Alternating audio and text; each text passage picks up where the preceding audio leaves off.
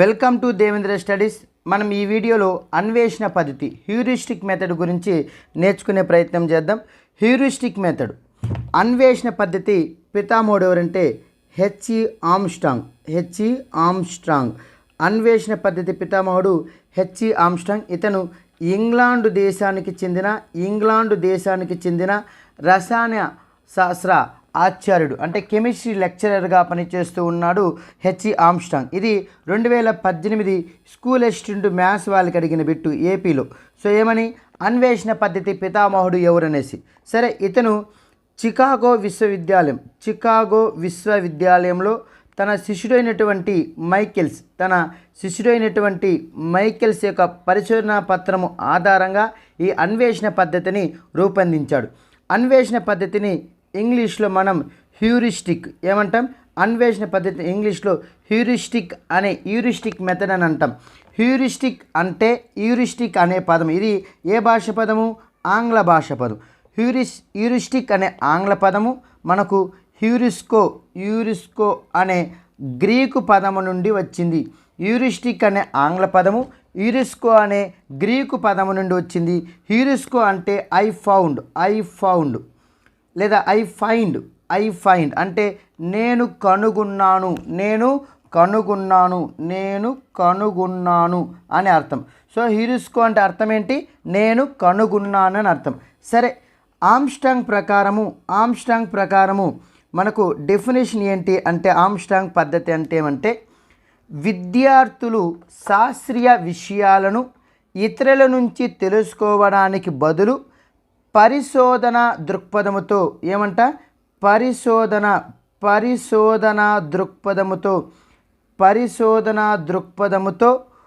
తమకు తామే పరిశోధించి తెలుసుకునే పద్ధతిని అన్వేషణ పద్ధతి అంటారు. చూడు, ఆమ్స్ట్రాంగ్ ప్రకారము అన్వేషణ పద్ధతి అనేది విద్యార్థులు శాస్త్రీయ విషయాలను ఇతరుల నుంచి తెలుసుకోవడానికి బదులు పరిశోధనా దృక్పథముతో తమకు తామే పరిశోధించి తెలుసుకునే పద్ధతిని అన్వేషణ పద్ధతి అంటారు. రైట్. ఒక విద్యార్థికి ఉపాధ్యాయుడు తన ఆలోచన ఫలితాన్ని అందజేయడము కాదు, అతడి ఆలోచన విధానాన్ని నేర్పించాలి అంటుంది అన్వేషణ పద్ధతి. ఏం చెప్తుంది? అన్వేషణ పద్ధతి అనేది విద్యార్థికి ఉపాధ్యాయుడు ఏం చేయాలి? ఉపాధ్యాయుడు తన ఆలోచన ఫలితాన్ని అందజేయడం కాదు, ఆలోచన విధానాన్ని నేర్పించాలి. అంటే విద్యార్థి ఏ విధంగా ఆలోచించాలి అంటే ఆలోచించే విధానాన్ని నేర్పాలి. Is right. సో ఇంకా ఈ అన్వేషణ పద్ధతి మీద కొందరు విద్యావేత్తలు కొన్ని విమర్శలు కూడా చేయడం జరిగింది. దాంట్లో యంగ్ అనే విద్యావేత్త ఏమంటాడంటే, అసలు అన్వేషణ పద్ధతి అనేది ఒక బోధనా పద్ధతి అనడం కంటే అభ్యసన రీతి లేదా వైజ్ఞానిక అన్వేషణ దృక్పథం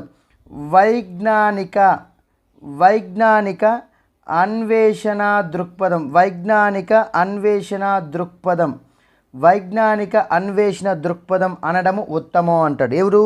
యంగ్ ఏమంటున్నాడు? ఇది ఒక బోధనా పద్ధతి అనడం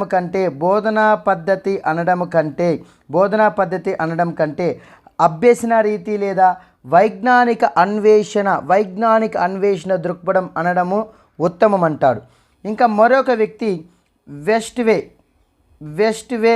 వెస్ట్ వే అనే విద్యావేత్త ఏం చెప్తాడంటే, శిక్షణ ఇవ్వడానికే అన్వేషణ పద్ధతి ఉద్దేశింపబడింది. శిక్షణ ఇవ్వడానికే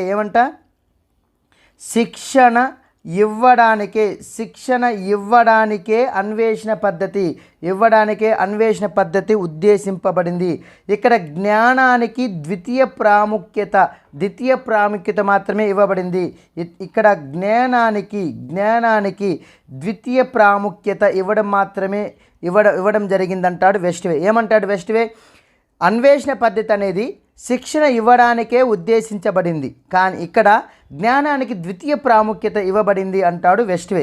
తర్వాత 1918లో థామస్ అనే ఒక విద్యావేత్త తన రిపోర్ట్లో ఏమన్నాడంటే అసలు అన్వేషణ పద్ధతి అనేది ఒక ముఖ్యమైన బోధనా పద్ధతిగా భావించలేమంటాడు. ఎవరు? థామస్ రిపోర్ట్ ప్రకారం 1918లో వెలువడిన థామస్ రిపోర్ట్ ఏమంటుందంటే ఒక ముఖ్యమైన పద్ధతిగా దీన్ని భావించలేము. ఇది ఒక బోధనా పద్ధతిలో ఇది ఒక ముఖ్యమైన పద్ధతి అయితే కాదు, భావించలేమని చెప్తాడు. ఎవరు? థామస్ రిపోర్ట్లో. సరే, నెక్స్ట్ చూస్తే అన్వేషణ పద్ధతిలో నియమాలు, దట్ మీన్స్ అన్వేషణ పద్ధతి ముఖ్య లక్షణాలు లేదా ముఖ్య నియమాలు.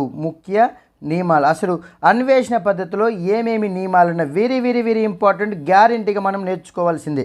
సరే, ఏముందంటే అన్వేషణ దృక్పథాలకు ప్రథమ స్థానం ఉంటుంది. అన్వేషణ పద్ధతిలో అన్వేషణ దృక్పథాలకు ప్రథమ స్థానం ఉంటుంది. అన్వేషణ దృక్పథాలకు ప్రథమ స్థానం ఉంటుంది. జ్ఞానానికి ద్వితీయ స్థానం కల్పించడం జరిగింది. అంటే దాని అర్థం ఏంటి అంటే విషయ జ్ఞాన సముపార్జన కన్నా శాస్త్రీయ విధానానికే ఎక్కువ ప్రాముఖ్యత అనేది ఇవ్వడం జరిగింది. ఏది? అన్వేషణ పద్ధతి. అన్వేషణ పద్ధతి అనేది విషయ జ్ఞాన సముపార్జన కన్నా శాస్త్రీయ విధానానికే ఎక్కువ ప్రాముఖ్యత ఇవ్వడం జరిగింది అన్వేషణ పద్ధతి. తర్వాత 2018 డిఎస్సిలో మనకి ఎస్జిటిలో అడిగాడు, నిర్దేశిత ప్రత్యక్ష అనుభవాలు ద్వారా అభ్యసనం అనేది జరుగుతుంది. నిర్దేశిత ప్రత్యక్ష అనుభవాల ద్వారా అభ్యసనం అనేది జరుగుతుంది. రైట్. నెక్స్ట్ మోస్ట్ ఇంపార్టెంట్, ఇది కూడా డిఎస్సి 2018లో అడిగాడు. చేయడము ద్వారా అభ్యసనము. చూడు, చేయడము ద్వారా అభ్యసనము,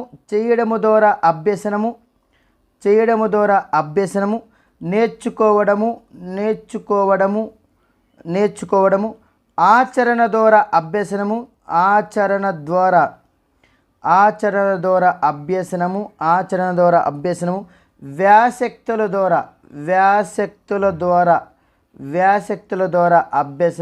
వ్యాసక్తుల ద్వారా అభ్యసనము, వీటి ద్వారా మనకు అభ్యసనం అనేది జరుగుతుంది అన్వేషణ పద్ధతిలో. Very very very important. చేయడము ద్వారా అభ్యసనము, నేర్చుకోవడం ద్వారా అభ్యసనము, ఆచరణ ద్వారా అభ్యసనం జరుగుతుంది, వ్యాసక్తుల ద్వారా కూడా అభ్యసనం అనేది జరుగుతుంది. ముఖ్యంగా అన్వేషణ పద్ధతి అనేది అభ్యాసము కూసి విద్య. Very very very important. అభ్యాసము కూసి విద్య అంటే దాని అర్థం ఏంటి? Practice makes a man perfect అనే సూత్రం మీద అన్వేషణ పద్ధతి ఆధారపడింది. అభ్యాసము కూసి విద్య. అదేవిధంగా క్రియాపరంగా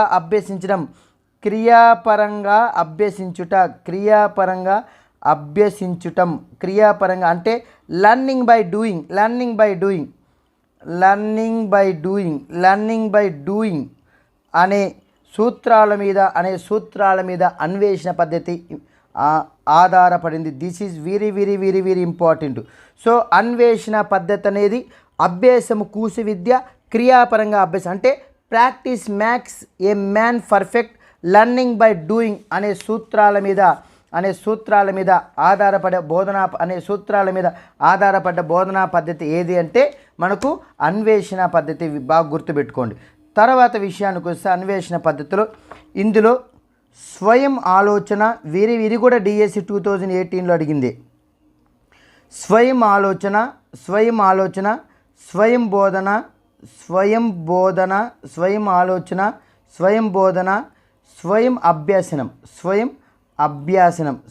అభ్యాసనం అనేది ఉంటుంది. సో అన్వేషణ పద్ధతిలో స్వయం ఆలోచన, స్వయం బోధన, స్వయం అభ్యాసనం అనేది ఉంటుంది. ఆ తర్వాత మనకు చూసుకుంటే అన్వేషణ పద్ధతి అనేది పరిశీలన, ప్రయోగము, శోధనా కేంద్రంగా అభ్యసనం ఉంటుంది. ద సేమ్ టైం శాస్త్రీయ ఆలోచనకు తార్కిక ఆలోచనకు హేతువాద దృక్పథానికి ప్రతిపాదికంగా మనకు అభ్యసనం జరుగుతుంది. విద్యార్థుల్లో స్వీయ క్రియాశీలత క్రియాశీలత, అదేవిధంగా స్వీయ అభ్యసనానికి దోహదం చేస్తుంది. విద్యార్థి జ్ఞాన నిర్మాతగా వ్యవహరిస్తాడు. Very very important. విద్యార్థి జ్ఞాన నిర్మాతగా వ్యవహరిస్తాడు. రైట్. సో ఇక్కడ విద్యార్థి అనేది స్వయం అభ్యాసకునిగా మార్చి క్రియాత్మకంగా ఉంచడం జరుగుతుంది. విద్యార్థిని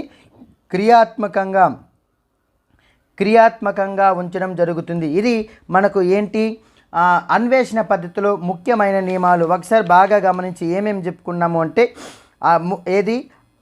అన్వేషణ పద్ధతి యొక్క ముఖ్య నియమాలు తీసుకుంటే, అన్వేషణ దృక్పథాలకు ప్రథమ స్థానము, జ్ఞానానికి ద్వితీయ స్థానం అనేది కల్పించడము. అంటే విషయ జ్ఞాన సముపార్జన కన్నా శాస్త్రీయ విధానానికే ఎక్కువ ప్రాధాన్యత అనేది ఈ పద్ధతిలో ఇవ్వడం జరుగుతుంది. తర్వాత ఏం చెప్పినాం, నిర్దేశిత ప్రత్యక్ష అనుభవాల ద్వారా అభ్యసనం అనేది జరుగుతుందన్నాం. తర్వాత చేయడము ద్వారా అభ్యసనం, నేర్చుకోవడం ద్వారా అభ్యసనం, ఆచరణ ద్వారా అభ్యసనం, అదేవిధంగా వ్యాసక్తుల ద్వారా అభ్యసనం అనేది జరుగుతుంది. సో అన్వేషణ పద్ధతి అనేది ప్రధానంగా అభ్యాసం కూసివిద్య, క్రియాపరంగా అభ్యసించడం. అంటే practice makes a man perfect, అదేవిధంగా లర్నింగ్ బై డూయింగ్ అనే సూత్రాల మీద ఆధారపడింది. ఆ తర్వాత ఇందులో స్వయం ఆలోచన, స్వయం బోధన, స్వయం అభ్యసనం మీద ఉంటుంది. పరిశీలన, ప్రయోగము, శోధనా కేంద్రంగా అభ్యసనం ఉంటుంది. తర్వాత ఏం చెప్పుకున్నాం, శాస్త్రీయ ఆలోచన, తార్కిక ఆలోచనకు, హేతువాద దృక్పథానికి ప్రతిపాదికంగా ఈ బోధనా పద్ధతి అనేది ఉంటుంది. విద్యార్థుల్లో స్వీయ అభ్యసనానికి దోహదం చేస్తుంది. స్వీయ క్రియాశీలత స్వీయ అభ్యసనానికి దోహదం చేస్తుంది. విద్యార్థిని జ్ఞాన నిర్మాతగా వ్యవహరిస్తుంది. ఇక్కడ అన్వేషణ పద్ధతిలో విద్యార్థిని స్వయం అభ్యాసకునిగా మార్చి క్రియాత్మకంగా ఉంచడం జరుగుతుంది. రైట్. ఈ అన్వేషణ పద్ధతిలో ఉపాధ్యాయుని పాత్ర ఏ విధంగా ఉండాలి? అన్వేషణ పద్ధతిలో ఉపాధ్యాయుని పాత్ర. సో అన్వేషణ పద్ధతిలో ఉపాధ్యాయుని పాత్ర ఎలా ఉండాలి అంటే, చూడండి, ఈ విధానంలో ఉపాధ్యాయుని పాత్ర ఏమీ లేకుండా ఉన్నట్లు కనిపిస్తుంది. యాక్చువల్గా నిజం చెప్పాలంటే మిగిలిన పద్ధతిలో కంటే దీనిలోనే ఉపాధ్యాయుడు ఎక్కువగా కృషి చేయాలి. అదేవిధంగా ఉపాధ్యాయునికి ఎక్కువ నైపుణ్యం అనేది ఉండాలి. ఉపాధ్యాయునికి ఎక్కువ నైపుణ్యం అనేది కలిగి ఉండాలి. తర్వాత విద్యార్థికి ఏ సందర్భాలలో ఎలాంటి సహాయం అందించాలో ముందుగానే ఆలోచించుకొని తయారుగా ఉండాలి. అదేవిధంగా సహాయం అనేది విద్యార్థులకు ఇక్కడ సహాయం అనేది ఏ విధంగా ఇవ్వాలి? సూచనల రూపంలోనే ఇవ్వాలి. అదేవిధంగా ఏ స్థాయిలో ఎంత ఇవ్వాలి అంతే అదే స్థాయిలో ఇవ్వాలి. అంటే ఎక్కువ కానీ తక్కువ కానీ ఉండకూడదు. ముఖ్యంగా విద్యార్థులలో ఆలోచన రేకెత్తించే ప్రశ్నలు వేయాలి. ఉపాధ్యాయుడు విద్యార్థులకు స్నేహితుడుగాను అదేవిధంగా మార్గదర్శిగా తత్వవేత్తగా కనిపిస్తాడు. సో ఎలా ఉండాలి? ఉపాధ్యాయుడు అన్వేషణ పద్ధతిలో విద్యార్థికి ఒక స్నేహితుడిగా ఉండాలి, ఒక మార్గదర్శకుడుగా ఉండాలి, ఒక తత్వవేత్తగా కూడా ఉండాలి. ఇంకా మనం చూసుకుంటే ఈ అన్వేషణ పద్ధతిలో విద్యార్థి పాత్ర ఏ విధంగా ఉండాలి? అన్వేషణ పద్ధతిలో విద్యార్థి పాత్ర ఎలా ఉండాలి అంటే, విద్యార్థి బోధన అభ్యసనలో చురుకుగా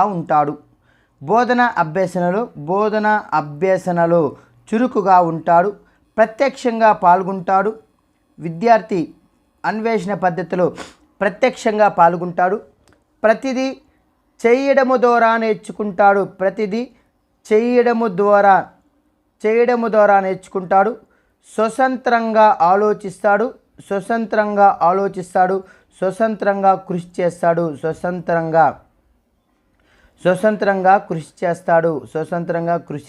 చేస్తాడు. సో విద్యార్థి పాత్ర ఎలా ఉండాలి?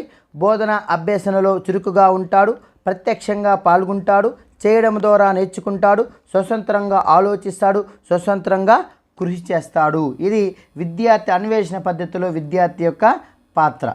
సో ఇంకా మనం చూసుకుంటే అన్వేషణ పద్ధతి యొక్క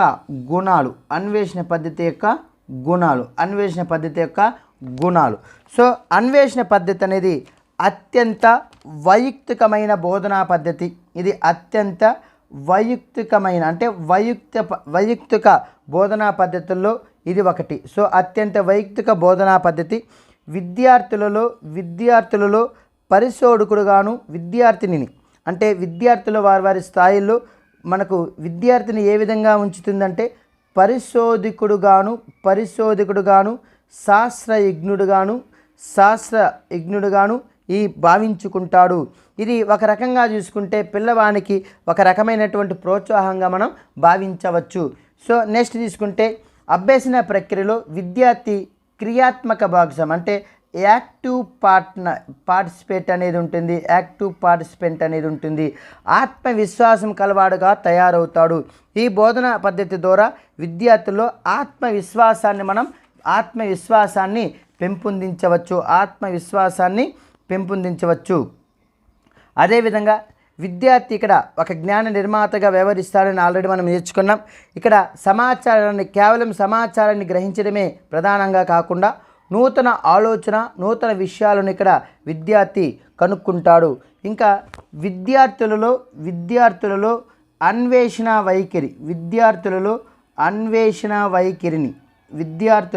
అన్వేషణ వైఖరిని పెంపొందిస్తాడు.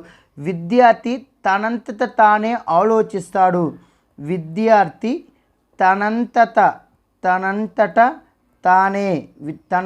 తానే ఆలోచిస్తాడు. ఆలోచిస్తాడు.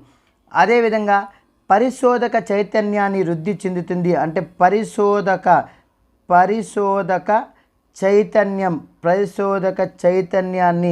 చైతన్యంను వృద్ధిపరుస్తుంది. మనోవైజ్ఞానికంగా తగినది. అదేవిధంగా దీంట్లో విద్యార్థుల్లో శాస్త్రీయ వైఖరులను పెంపొందించవచ్చు. విద్యార్థుల్లో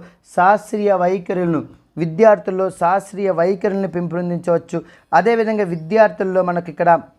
విద్యార్థులు క్రియాత్మకంగా, అదేవిధంగా సృజనాత్మకంగా, నిర్మాణాత్మక ధోరణులుగా పూర్తిగా మనం వినియోగించుకుంటాము. సో ఇంకా మనం చూస్తే అంతర్గత ప్రేరణ ఇస్తుంది.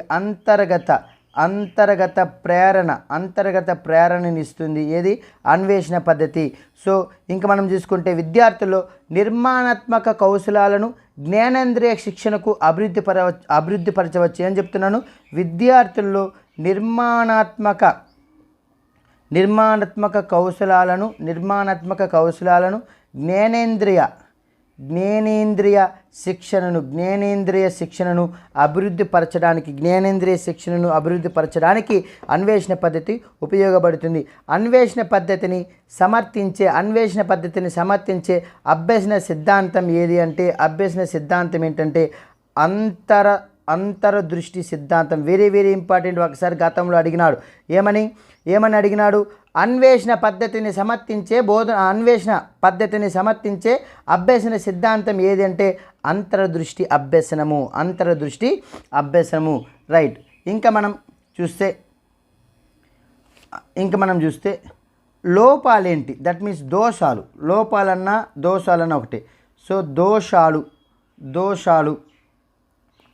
అన్వేషణ పద్ధతి యొక్క దోషాలు ఏంటి? చూస్తే ఉపాధ్యాయుడి నుండి అధిక శ్రమను కోరుకుంటుంది. సో ఉపాధ్యాయుల నుండి దీని యొక్క లోపాలు చూస్తే ఉపాధ్యాయుడి నుండి అధిక శ్రమ అనేది కోరుకుంటుంది. ఉపాధ్యాయుడి నుండి ప్రత్యేక సన్నాహాన్ని కోరుతుంది. అంటే ఇలాంటివి ప్రతి ఉపాధ్యాయుడి నుండి మనం ప్రతి ఉపాధ్యాయుడి నుండి పై వాటిని మనము ఆశించలేము. అంటే ఉపాధ్యాయుడి నుండి అధిక శ్రమ కానీ ఉపాధ్యాయుల నుండి ప్రత్యేక సన్నాహాన్ని మనం అన్ని సందర్భాల్లో మనం ఆశించలేం. అసలు విద్యార్థుల్లో అన్వేషణ చైతన్యం ఉంటేనే అసలు ఈ బోధనా పద్ధతి ఉపయోగపడుతుంది. అసలు విద్యార్థుల్లో అన్వేషణ చైతన్యం అనేది లేకపోతే అసలు ఈ పద్ధతి అనేది పనికిరాదు. ఇది ఒక సుదీర్ఘమైన పద్ధతి. అసలు సిలబస్ను పూర్తి చేయలేము. ఈ పద్ధతిలో బోధించడానికి మనకు తగిన ఉపాధ్యాయులు లేదు, పాఠ్య పుస్తకాలు కూడా లేదు. ప్రతి విద్యార్థి నుండి సొంతంగా ఆలోచించే శక్తిని మనం ఊహించలేం. ప్రతి విద్యార్థి కూడా సొంతంగా ఆలోచిస్తాడు అనే శక్తిని మనము ఆశించలేము. సో అది మనం ఆశించలేము. అదేవిధంగా కాల వ్యవధి ఎక్కువగా ఉంటుంది చెప్పాం, సుదీర్ఘమైనది. అదేవిధంగా ఖర్చుతో కూడుకునేది. ఈ పద్ధతి మనకు అన్ని వేళలా పర్యవేక్షణ అవసరం కాబట్టి పిల్లలు ఎక్కువగా ఉన్న తరగతుల్లో ఈ పద్ధతి అనేది సాధ్యము కాదు. సో అన్ని శిక్షకులు అంటే గణితంలో అన్ని శిక్షకులు ఈ పద్ధతిని ఉపయోగించి మనం బోధించడానికి వీలు లేదు. రైట్. చూడు దోషాలు ఏం చెప్తున్నాము. సో ఉపాధ్యాయుడి నుండి అధిక శ్రమ, అదేవిధంగా మనకు ఉపాధ్యాయుల నుండి ప్రత్యేక సన్నాహాన్ని కోరుకుంటుంది. అవి మనం అందరి ఉపాధ్యాయుల నుండి మనం ఆశించలేము, ప్రతి ఉపాధ్యాయుని నుండి ఇది ఆశించలేము. అదేవిధంగా విద్యార్థులు అన్వేషణ చైతన్యంలో ఉండాలి. సో అన్వేషణ చైతన్యం ఉండలేకపోతే మనం ఈ బోధనా పద్ధతులు బోధించిన ఉపయోగము లేదు. అసలు ప్రతి విద్యార్థి నుండి సొంతంగా ఆలోచించే శక్తిని మనము ఊహించలేము. అసలు ఆలోచించే శక్తి ఉండొచ్చు, ఉండకపోవచ్చు. ఇది ఒక సుదీర్ఘమైనది, సిలబస్ను పూర్తి చేయలేము. అదేవిధంగా మనం చూసుకుంటే ఇది అన్ని వేళలా పర్యవేక్షణ అవసరము. పిల్లలు ఎక్కువగా ఉన్న తరగతుల్లో ఈ పద్ధతి సాధ్యపడడం అనేది కష్టమవుతుంది. సో ఇంకా మనం చూసుకుంటే ఈ అన్వేషణ పద్ధతిలో కానీ మనం గమనించినామంటే ఈ విధానంలో ఉపాధ్యాయుడు బోధించడానికి బదులుగా అభ్యసన మార్గాన్ని సూచిస్తాడు. అసలు ఈ బోధనా పద్ధతిలో కానీ చూసుకుంటే ఉపాధ్యాయుడు బోధించడానికి బదులు అభ్యసన మార్గాన్ని సూచిస్తాడు. అంటే ఆధునిక విద్యా తత్వశాస్త్రాన్ని అనుసరించి విద్యార్థిలోని ఆవిష్కరణ శక్తిని మేల్కొల్పి అభివృద్ధిపరచడం అనేది విద్యా లక్ష్యము. కావున ఉపాధ్యాయుడు వీలైనంత వరకు ఆవిష్కరణ విధానాన్ని అవలంబించాలి. అది మనకు ఈ బోధనా పద్ధతిలో జరుగుతుంది. సో ఇక్కడ ఏం చెప్తున్నాడు, ఆధునిక విద్యా తత్వశాస్త్రాన్ని అనుసరించంట విద్యార్థుల్లో ఆవిష్కరణ శక్తిని మేల్కొల్పాలి. విద్య అభివృద్ధి పరచడం అనేది విద్యా లక్ష్యం కదా. కాబట్టి ఉపాధ్యాయుడు వీలైనంత వరకు ఆవిష్కరణ విధానాన్ని అవలంబించాలి. సో ఇంకా పాఠశాల పరిసరాల్లో లభ్యమయ్యే వనరులకు తగిన శీర్షికలను ఈ విధానానికి ఎంపిక చేసుకొని ప్రతి ఉపాధ్యాయుడు విద్యార్థులలో పరిశోధన చైతన్యాన్ని కలిగించడానికి ప్రయత్నం చేయాలి. ఇది ఒక ఉపాధ్యాయుడుగా బాధ్యత. అదేవిధంగా మనం గణిత బోధనలో ఏ విధమైనటువంటి అన్వేషణ పద్ధతిలో గణిత బోధనలో ఎక్కడ ఉపయోగిస్తాము అంటే చూడు, a+b² = a² + 2ab + b². దీంట్లో ఈ ప్రశ్నలో a, b అనే రెండు రాశులను ఇస్తే గణితము పరంగా నువ్వేమి చేయగలుగుతావు? తర్వాత సమాంతర చతుర్భుజం లక్షణాలను ఇది ఇస్తాం పిల్లవానికి. సమాంతర చతుర్భుజం యొక్క లక్షణాలను అన్వేషించుటకు అనువైన బోధనా పద్ధతి ఏదంటే అన్వేషణ పద్ధతి. అనువైన బోధనా పద్ధతి ఏంటి? అన్వేషణ పద్ధతి. సో ఇలాంటివి మనం గణిత బోధనలో మనం ఉపయోగించవచ్చు. ఇది మనకు అన్వేషణ పద్ధతికి సంబంధించి నెక్స్ట్ వీడియోలో ప్రాజెక్ట్ పద్ధతికి సంబంధించినటువంటి సమాచారాన్ని తెలుసుకుందాం.